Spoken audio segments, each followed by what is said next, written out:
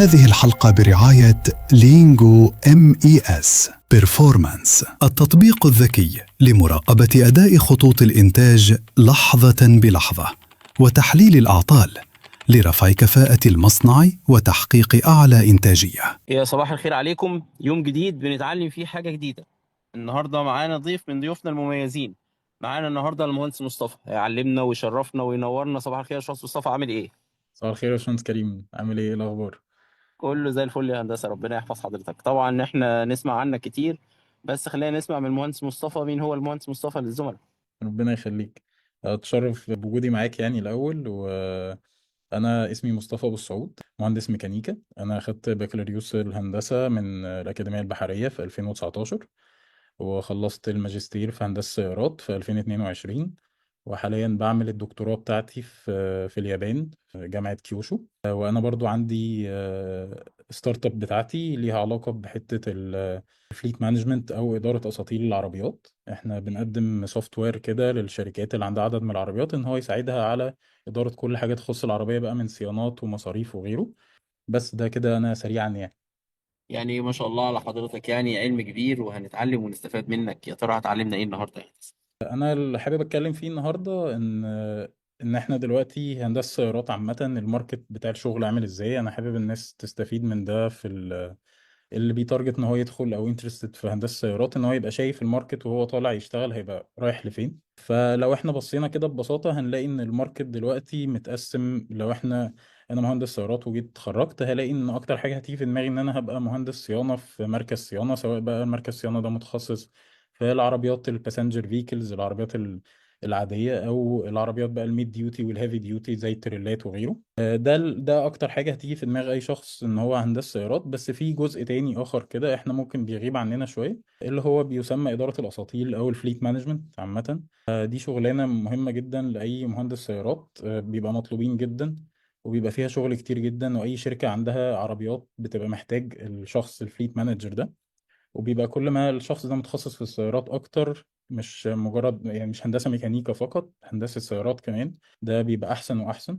في كمان جزء انا حابب برضو الناس تفكر فيه، فكرة ان هو مش شرط ان انا اخد خبرة فترة واشتغل فترة بس. يبقى دايما في دماغي يعني ده اللي مصر محتاجاه دلوقتي كمان، ان احنا نبقى اكتر رايحين ناحية ريادة اعمال. طب انا لو انا عايز اعمل بيزنس في حتة الصيانة دي، ممكن ايه اللي يبقى متاح في هندسة السيارات؟ في جزء كبير قوي من الشركات دي دلوقتي اللي عنده عدد كبير من العربيات بس ده مش تخصصه.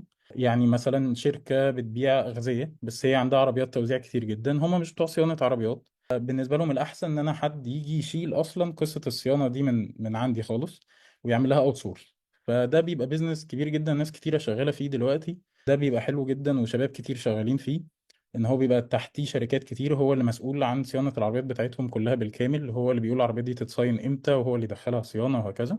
فالجزء ده بيبقى حلو جدا، ان هو كمان لو بيحط معاه ان هو بيشتغل بسوفت ويرز، وان هو بيحط حتة السوفت ويرز بحيث انه يقدم للشركات دي كي بي ايز وداتا. يقدر الشركات دي يقدر ان هم يبقوا فاهمين هو بيحاسبهم ازاي، بيعمل لهم الصيانات في مواعيدها ولا لا.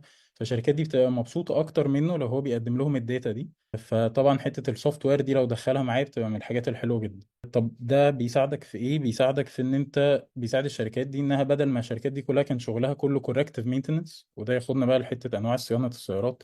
ان احنا البداية خالص كانت ان العربيات لما بتعطل احنا بنروح نصينها.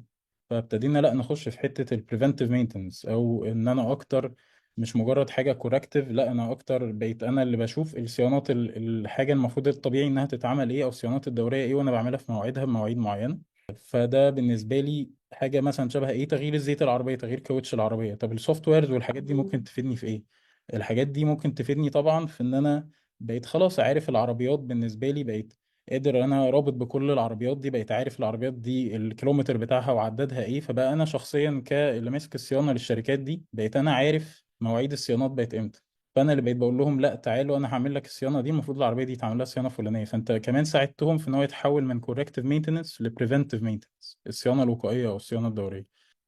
طب احنا المستقبل بقى واخدنا فين بقى؟ المستقبل واخدنا للبريدكتيف مينتنس. ان انا كمان دلوقتي طب انا العربيات دي ممكن ابتدي انها تدخل في ترندز معينه، وتبتدي تبين سيمتومز معينه ان هي رايحه، عندها مشكله في الموتور هتحصل، عندها مشكله في الفرامل هتحصل. طيب ده منين او بنعرفه ازاي؟ دلوقتي المستقبل واخدنا كله ان هو في حتة ان العربيات دلوقتي بقى بيركب لها سنسورز، بنقدر نطلع منها داتا كتيرة جدا. الداتا دي بنقدر ان احنا، طبعا احنا في ال AI age، يعني ان احنا بناخد بقى الداتا دي كلها وبنبتدي نفيد ده المودلز كمان، ونبتدي نعرف نعمل predictive maintenance للعربيات دي، ان انا اتوقع ان كمان العربية دي هيحصل لها عطل في الوقت الفلاني او كمان شوية. فده اللي كل الناس ابتدت دلوقتي شغالة عليه وبتدور عليه وبتفكر فيه في حتة صيانة العربيات. طيب ايه تاني ممكن يبقى واخدنا اكتر؟ احنا كمان رايحين لحتة كمان مهمة قوي، ان الشركات اللي عندها عربيات كتير، طبعا احنا دلوقتي جهاز الرقابة المالية والاف ار اي هنا في مصر ابتدى ان هو يحط بنود للسستينابيليتي بتاعت الفليتس او السستينابيليتي بتاعت الشركات، ان انا بطلع قد ايه سي او 2 ايميشن. فانا لو انا بغير الزيوت، بغير باستهلاك البنزين، العربية بايظة واستهلاك البنزين عالي، فده هيأثر على السي او 2 ايميشن بتاع الشركة. فجهاز الرقابة المالية بقى حاطط دلوقتي ان لا خلاص، الكلام ده انتهى، ودلوقتي كل شركة هيبقى ليها كاب معين للسي او 2 emissions دي. طيب ده هياخدنا لفين بقى؟ ان انا دلوقتي بقيت انا ممكن كمان، ده فكرة تمام وده شغل اكتر كمان لمهندسين السيارات، ان احنا نبتدي نحسب للشركات دي الكربون emissions بتاعتها كام وقد ايه وازاي نقللها.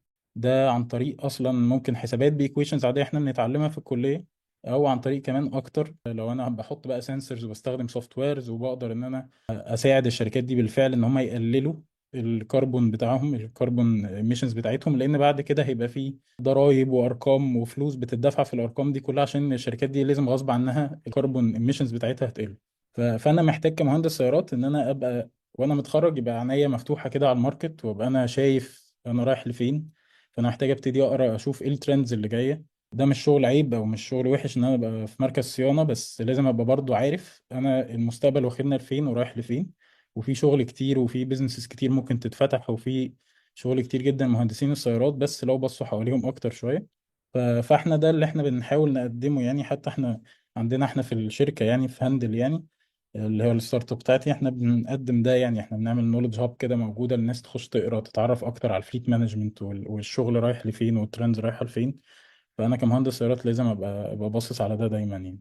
بس حاجه كمان برضو انا احب برضو اذكرها يعني من الاكسبيرينسز اللي فادتني قوي في الكليه، لو انت لسه طالب في الكليه وانترستد في هندسه سيارات، انا برضو احبك ان انت تروح تبص على فورمولا ستودنت. الفورمولا ستودنت دي مسابقه عالميه بتتعمل لتصميم السيارات دي، من الحاجات اللي انا فادتني قوي في حياتي يعني. لو انت عندك في الكليه فريق فورمولا ستودنت اكيد ادخله وحاول ان انت تتعلم منه كتير، يعلمك كتير قوي في هندسه السيارات، غير كمان النولج اللي بتاخدها في الكلية.